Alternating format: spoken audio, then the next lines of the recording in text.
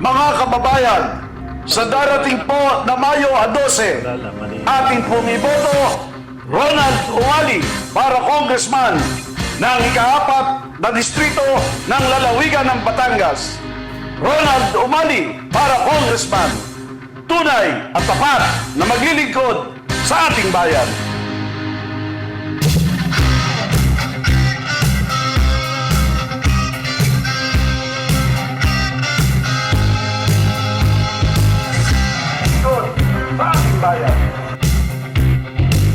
Ronald Umali, maaasahan para sa ating lalawigan.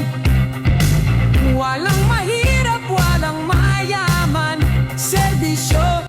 Ako po ay hindi nangangako ng mga bagay na hindi ko kayang tuparin.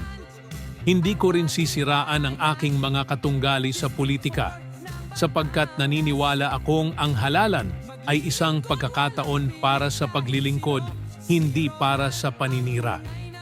Ang akin pong hiling ay ang inyong tiwala at suporta sa pamamagitan ng inyong boto. Kung tayo po ay palaring maluklok sa Kongreso, aking pagsusumikapang mailapit ang mga serbisyo ng pamahalaan sa ating mga kababayan, sa ating mga nakatatanda, sa kabataan at sa bawat pamilyang Pilipino. Tututukan natin ang mga programang pangkabuhayan, edukasyon, kalusugan at iba pang serbisyong nararapat lamang matanggap ng mamamayan.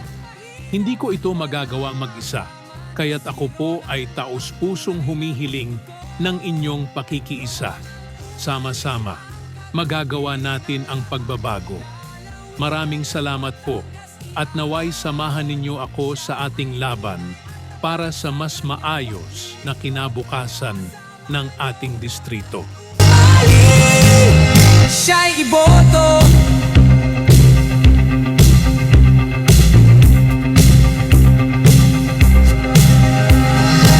Sa Kongreso, siya'y maaasahan.